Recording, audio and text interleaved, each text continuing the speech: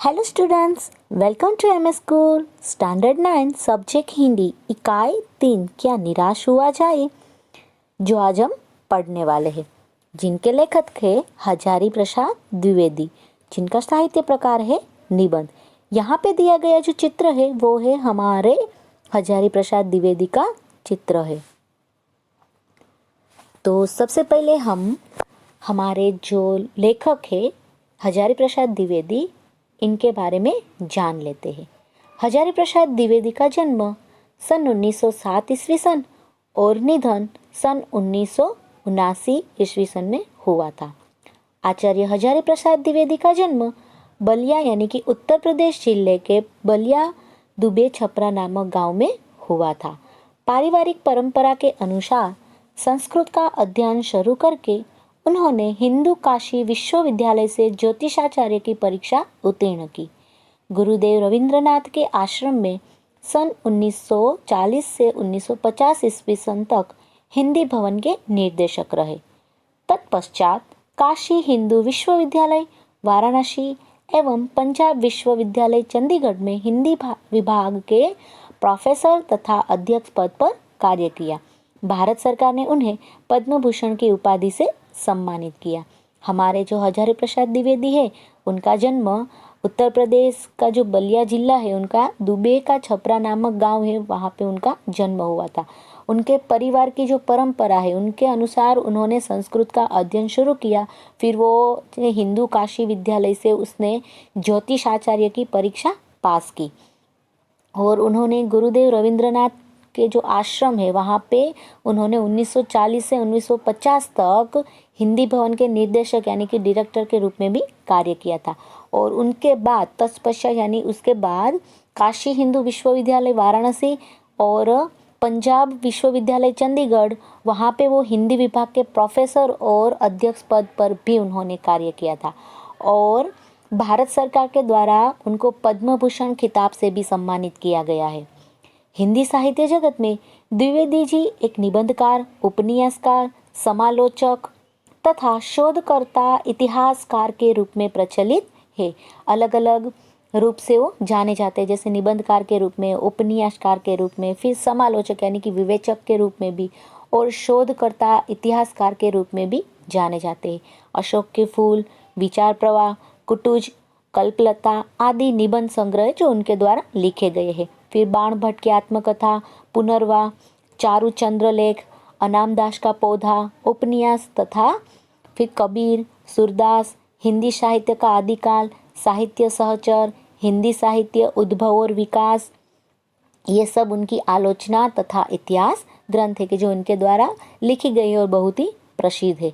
आज का जो हमारी इकाई है क्या निराश हुआ जाए, जो का साहित्य प्रकार है निबंध, उसमें द्विवेदी जी हमें क्या समझाना चाहते हैं, वो हमारे जो लास्ट पैराग्राफ है उसमें बताया गया है कि आज की जो तत्कालीन भारतीय समाज में व्याप्त अनाचार केवल बाहरी स्तर पर है।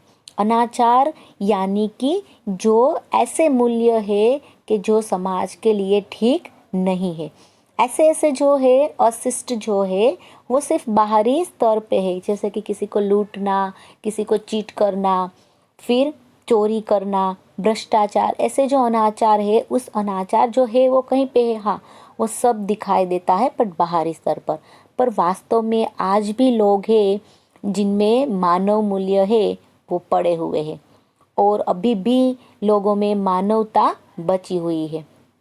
और उनके जीवन में ऐसी कुछ घटनाएं हैं जो घटित हुई है, उनके द्वारा वो बताना चाहते हैं कि हमें ऐसे अनाचार को देखकर, ऐसे जो अनाचार है उसे देखकर हमें निराश होना नहीं चाहिए, पर हमें अपने जीवन के प्रति आस्थावान बने रहना चाहिए, क्योंकि जहाँ पे ऐसे नेगेटिव पॉइंट है तो सामने पॉजिटिव पॉइंट भी रहते हैं। तो चलो हम शुरुआत करते हैं अपने निबंध क्या निराश हुआ जाए। मेरा मन कभी कभी बैठ जाता है। समाचार पत्र में ठगी, डकैती, चोरी, तस्करी और भ्रष्टाचार के समाचार भरे रहते हैं। आरोप प्रत्यारोप का कुछ ऐसा वातावरण बन गया है कि लगता है देश में कोई ईमानदार आदमी ही नहीं रह गया। हर व्यक्ति संदेह की दृष्टि से देखा जा रहा है। जो जितने ऊंचे पद पर है उनमें उतने ही अधिक दोष दिखाई जाते हैं। कभी कभी लेखक है वो सोचने लगते हैं, मन बैठना यानी वो उदास हो जाते हैं। जब भी वो ऐसा कुछ सोचते हैं तभी उनका मन है वो उदास हो जाता है। क्यों? तो कि जब भी वो समाचार पत्र पढ़ते हैं तो समाचार पत्र में हम जानते हैं कि बहुत समाचार है वो मिलते हैं। कभी कभी समाचार ठगी यानी को अपने स्वार्थ के लिए किसी को लूटना, बेईमानी करना किसी के साथ, फिर डकैत यानी लूट, चोरी, तस्करी यानी टैक्स की चोरी, भ्रष्टाचार, ऐसे ऐसे समाचार है वो समाचार पत्रों में भरे रहते हैं। और जब भी लेखक ऐसे समाचार पढ़ते हैं तो उनका मन उदास हो जाता है। क्या समाज में सिर्फ यही सब है? इस तरह से वो सोचने लगता है। इनके कारण इनका मन है वो बैठ जाने की उदास हो जाता है। आरोप प्रत्यारोप का कुछ ऐसा वातावरण कि सब एक दूसरे पे आरोप लगाते हैं। प्रत्यारोप यानी कि जिस पर आरोप लगाए उनके जवाब में प्रत्यारोप जो लगाते हैं उसे कहते हैं प्रत्यारोप। मतलब एक दूसरे पे जो ब्लेम करते, बस ऐसा ही वातावरण है वो बन गया है। और ऐसा लगने लगा है कि हमारे देश में कोई ईमानदार आदमी ही नहीं रह गया। फिर हर व्यक्ति एक दूसरे को संदेह यानी शंका भरी दृष्टि से देखे जा रहे हैं। और यहाँ पे अभी माहौल ऐसा हो गया कि जो जितने ऊंचे पद पर हो उनमें लोगों को अधिक दोष है वो दिखाई देते हैं। दोष यानी कि बुराई या अपराध। पर लोगों को अगर कोई अच्छा काम कर रहा है, अगर कोई हाई पोजीशन पे है तो लोग है उसमें गलतियां दिखाई देने लगते, लोगों को उसमें गलतियां दिखाई देने लगती है। एक बहुत बड़े आदमी ने मुझसे कहा एक बार कि इस समय सुखी वही है जो कुछ नहीं करता, जो कुछ भी करेगा उसमें लोग दोष खोजने लगेंगे। लेखक को एक आदमी ने बहुत अच्छी बात बताई कि आज के समय सबसे ज़्यादा सुखी कौन है? तो कि जो कुछ नहीं करता। अगर कोई भी व्यक्ति कुछ करेगा तो लोग उसमें दोष यानी कि बुराई खोजने लगेंगे, उसके सारे गुण भुला दिया जाएंगे और दोषों को बढ़ा चढ़ाकर दिखाया जाने लगेगा। कोई भी व्यक्ति रहेगा तो अगर उसकी एक भी गलती होगी तो लोग है वो सिर्फ उसकी गलती देखेंगे, उसके जो सारे अच्छे गुण हैं वो लोग भूल जाएंगे और उनकी एक गलती को बढ़ा चढ़ाकर दिखाया जाने लगेगा। दोष किस में नहीं होते? यह कारण है कि हर आदमी दोषी अधिक दिख रहा है, गुणी कम या बिल्कुल ही नहीं। स्थिति अगर ऐसी है तो निश्चय ही चिंता का विषय है। हाँ, व्यक्ति है तो व्यक्ति कोई संपूर्ण नहीं है। दोष तो सब में रहते हैं, गलती तो सब में रहती है, बुराई रहती है। बस यही कारण है कि लोगों को कोई भी लोग है वो अधिक दोषी यानी कि बुराई उसमें दिखाई जा रही है, या फिर गुणे कम या बिल्कुल भी नहीं। अगर ऐसी स्थिति रही, एक दूसरे पर ब्लेम करते हैं, एक दूसरे में बुराई खोजने लगते हैं, अगर ऐसा हुआ तो सच में ये चिंता का विषय है। क्या यही भारतवर्ष है जिसका सपना तिलक और गांधी ने देखा था? रविंद्रनाथ ठाकुर और मदन मोहन मालवीय का महान संस्कृत सभ्य भारतवर्ष किसी अतीत के गह्वर में डूब गया।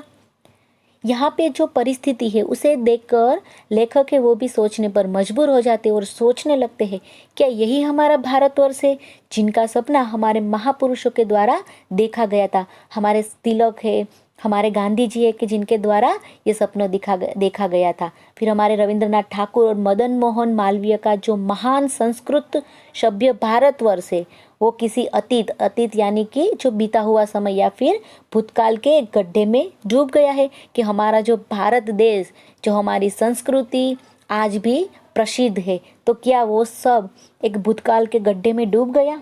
फिर हमारे यहाँ पे आर्य और द्रविड़, हिंदू और मुसलमान, यूरोप, ये बहुत सारी ऐसी प्रजा है जो हमारे भारत देश में आई हुई है। इसीलिए जो भारतीयों की जो आदर्श की मिलन भूमि है जहाँ पे सब एक साथ मिले हुए हैं, वैसे महामानव समुद्र क्या यही सूख गया? क्योंकि हम जानते हैं कि हमारे भारत देश में बहुत सी प्रजाएं आई रही, हमारी जो संस्कृति है उसे अपनाया, तो ये सब जो महामानव समुद्र है, जो मानव लोगों का समुद्र है, क्या सच में सूख गया? पर लेखक कहते हैं कि मेरा मन कहता है कि ऐसा नहीं हो सकता। हमारे महान मनुष्य यानी कि ज्ञानियों के द्वारा जो हमारे सपनों का भारत है और रहेगा। यह सही है कि इन दिनों कुछ ऐसा माहौल बना है कि ईमानदारी से मेहनत करके जीविका चलाने वाले निरीह और भोले भाले श्रमजीवी पीस रहे हैं तथा झूठ और फरेब का रोजगार करने वाले फल फूल रहे हैं। आज की जो परिस्थिति है और आज के दिनों में मतलब ऐसा एक माहौल, ऐसा एक वातावरण बन गया है कि जो ईमानदारी से रोटी कमाते, ईमानदारी से मेहनत करके अपना गुजरान चलाते, जीविका यानी कि अपनी रोजी या गुजरान चलाते हैं, ऐसे निरीह यानी कि निराधार और भोले भाले जो श्रमजीवी है वो पीस रहे हैं। और जो झूठे हैं, फरेब यानी कि जो धोखा करते हैं, वैसे लोग, रोजगार करने वाले जो लोग हैं वो फल फूल रहे यानी कि विकसित हो रहे हैं। ईमानदार को मूर्खता का पर्याय समझा जाने लगा है। सच्चाई केवल भीरू और बेबस लोगों के हिस्से में पड़ी रहे। ऐसी स्थिति में जीवन के महान मूल्यों के बारे में लोगों की आस्था ही हिलने लगी है। जो ईमानदार है, जो ईमानदारी से अपनी रोटी कमाता है, तो जो ईमानदारी है उसे लोग है वो मूर्खता का पर्याय समझने लगते हैं। फिर जो सच्चाई है वो सिर्फ भीरू यानी कि जो डरपोक है, जो कायर है, और बेबस यानी कि जो लाचार लोग हैं उनके हिस्से में ही पड़ी है। बाकी लोग तो सिर्फ धोखा करके, फरेब करके, झूठ बोल के अपना रोजगार है वो चला लेते हैं। ऐसी स्थिति में जीवन के महान मूल्यों के बारे में लोगों की आस्था ही हिलने लगी है, क्योंकि आज की जो परिस्थिति है और ऐसा जो माहौल है कि जहाँ पे झूठे और फरेब लोगों का रोजगार चलता है और बेचारे जो श्रमजीवी है वो पीस रहे, तो ऐसी स्थिति में जीवन के जो महान मूल्यों के बारे में लोगों की जो श्रद्धाएं है, आस्था यानी कि जो श्रद्धा है वो हिलने लगी है। परंतु ऊपर ऊपर जो कुछ दिखाई दे रहा है वह बहुत ही हाल की मनुष्य निर्मित नीतियों की त्रुटियों की देन है। आज जो कुछ भी दिखाई दे रहा है, जैसे कि हम जानते हैं कि जो भी अनाचार तत्व है जो दिखाई दे रहे हैं वह मनुष्य निर्मित यानी कि मनुष्य के द्वारा बनाई गई नीतियों की गलती की ही देन है। कभी कभी मनुष्य है वो अपनी नई नई परिस्थिति का सामना करने के लिए एक नई सामाजिक विधि और निषेध यानी कि काम करने या न करने का जो निर्देश बनाती है वो मनुष्य बनाते, पर अगर वो ठीक तरह से साबित न हो तो मनुष्य उसे बदल देते हैं। नियम कानून सबके लिए बनाए जाते हैं, पर यही नियम सबके लिए कभी कभी एक ही नियम सूख कर नहीं होते, मतलब एक ही नियम सब पे लागू नहीं होते। सामाजिक कायदे कानून कभी युग युग से परीक्षित आदर्शों से टकराते हैं कि हमारे जो समाज के जो कायदे कानून है वो हमारे पहले के जो आदर्श है वो आदर्श से परीक्षित यानी कि कसौटी पर खरे उतरने के लिए कभी कभी एक दूसरे से टकराते हैं। उससे ऊपरी सतह आलोड़ित भी होती है, पहले भी हुआ है आगे भी होगा। उसे देखकर हताश हो जाना ठीक नहीं है। जो ऊपरी सतह है, क्योंकि आज के जो कायदे कानून और हमारे युग से चलते आए हुए जो आदर्श है वो एक दूसरे से टकराते रहते हैं, और इसके कारण जो ऊपरी सतह है वो क्या होती है तो क्या आलोडित यानी कि मथता रहते हैं, मथना। और ये सब पहले भी हुआ है और आगे भी होगा, पर ये सब देखकर हमें हताश हो जाना यानी कि उदास हो जाना ठीक नहीं है। भारतवर्ष ने कभी भी भौतिक वस्तुओं के संग्रह को बहुत अधिक महत्व नहीं दिया है। उसकी दृष्टि से मनुष्य के भीतर जो महान आंतरिक तत्व स्थिर भाव से बैठा हुआ है वही चरम और परम है।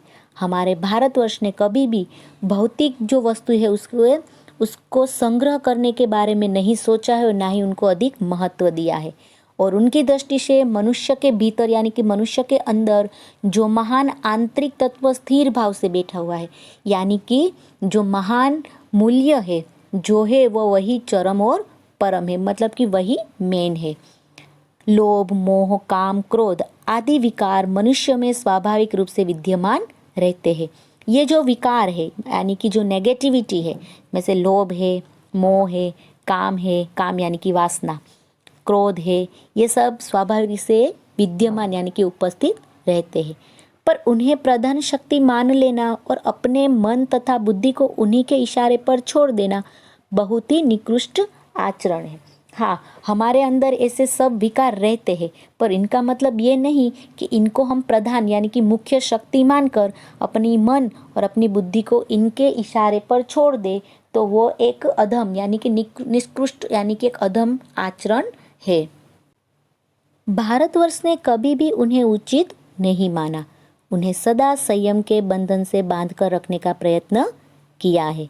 भारतवर्ष ने कभी भी ये सब जो है जो विकार है उससे उचित यानी कि योग्य नहीं माना है और उन्हें हमेशा संयम यानी कि मन को काबू में रखना, ऐसे बंधन से बांध कर रखने का भी प्रयत्न किया है। पर जैसे हम कहते हैं ना कि जो भूखे लोग हैं उसे भूख की अवहेलना नहीं की जा सकती। बीमार लोग हैं तो बीमार लोग दवा के बिना नहीं रह सकते, और जब बीमार रहते हैं तो हम ऐसे कह सकते कि नहीं नहीं दवा के बिना चलेगा। तो जो बीमार लोग हैं उनके लिए दवा की उपेक्षा यानी कि अवहेलना नहीं की जा सकती। वैसे ही गुमराह यानी कि जो रास्ता भूल गए उसे ठीक रास्ते पर ले जाने के लिए की जो उपाय है, उपायों की उपेक्षा यानी कि अवहेलना नहीं की जा सकती। हुआ यही है कि इस देश के कोटि कोटि दरिद्रजनों की हीन अवस्था को दूर करने के लिए ऐसे अनेक कायदे कानून बनाए गए हैं। हमारे देश में हम जानते हैं करोड़ों कोटि कोटि यानी कि करोड़ों जो दीन दुखी लोग हैं उनकी जो अवस्था है उस अवस्था को दूर करने के लिए बहुत सारे ऐसे कायदे कानून है वो बनाए गए हैं। जो कृषि उद्योग है, वाणिज्य है, शिक्षा, फिर स्वास्थ्य की स्थिति को ज़्यादा उन्नत यानी विकसित और सुचारू यानी कि अच्छी तरह से बनाने के लिए जो लक्ष्य है उनको प्रेरित किया गया है। परंतु जिन लोगों को इन कार्यों में लगना है उनका मन हर समय पवित्र नहीं होता। प्रायः वे ही लक्ष्य को भूल जाते हैं और अपनी ही सुख सुविधा की ओर ज़्यादा ध्यान देने लगते हैं। हमारे यहाँ पे जो दरिद्र जन है उनके लिए जो कायदे कानून बनाए गए हैं और उनको एक अच्छी ज़िंदगी मिले, उसके लक्ष्य को प्रेरित करके जिन लोगों को इस काम में लगाया जाता है, पर हर समय उन लोगों का मन पवित्र नहीं होता और उनके कारण वो अपने लक्ष्य को भूल जाते हैं कि उनका जो लक्ष्य है कि जो गरीब लोग हैं, जो दीन लोग हैं, उनकी स्थिति सुधारना और उनको एक अच्छी सी ज़िंदगी देना, वो लक्ष्य वो भूल जाते हैं और अपने स्वार्थ के लिए और अपनी सुख सुविधा की ओर अपना ध्यान है वो देने लगते हैं। व्यक्ति चित्त सब समय आदर्शों द्वारा चलित नहीं होता। जितने बड़े पैमाने पर इन क्षेत्रों में मनुष्य की उन्नति के विधान बनाए गए उतनी ही मात्रा में लोभ मोह जैसे विकार भी विस्तृत होते गए। लक्ष्य की बात भूल गई, आदर्शों को मजाक का विषय बनाया गया और संयम को दक्यानुसी मान लिया गया है। आज भी मनुष्य का जो चित्त है वो समय और आदर्शों के द्वारा चलित नहीं होता है। जितने बड़े पैमान यानी कि मापदंड पर, जितने बड़े मापदंड पर ये जो क्षेत्र है जैसे कि व्यापार, वाणिज्य, शिक्षा का, उन जो क्षेत्र में मनुष्य की जो उन्नति के जो विधान यानी कि निधियाँ बनाई गई है, सामने उतनी ही मात्रा में मनुष्य में लोभ मोह जैसे विकार भी फैले हुए हैं, विकार भी आ गए हैं और सब जो मनुष्य है वो लक्ष्य की बात भूल जाते हैं और जो आदर्श है, हमारे जो आदर्श है उसे मजाक का विषय बनाया जाता है। संयम यानी कि मैंने आपको तभी भी बताया था कि जो मन को अपने काबू में रखता है तो उनको भी दक्यानुसी यानी कि पुराने ख्याल वाला माना जाता है। परिणाम जो होना था वह हो रहा है, पर यह सब किसके कारण हो रहा है? तो कि ये कुछ थोड़े से लोग हैं जिनके बढ़ते हुए लोभ का नतीजा यानी कि परिणाम है, परंतु इससे भारतवर्ष के पुराने आदर्शों और भी अधिक स्पष्ट रूप से महान और उपयोगी दिखाई देने लगे हैं। तो आज हम हमारी इकाई 3 क्या निराश हुआ जाए का पार्ट 1 यहाँ तक देखते हैं। पार्ट 2 में देखेंगे कि आगे क्या होता है, क्या सच में हमें निराश होने की ज़रूरत है, वो हम देखेंगे।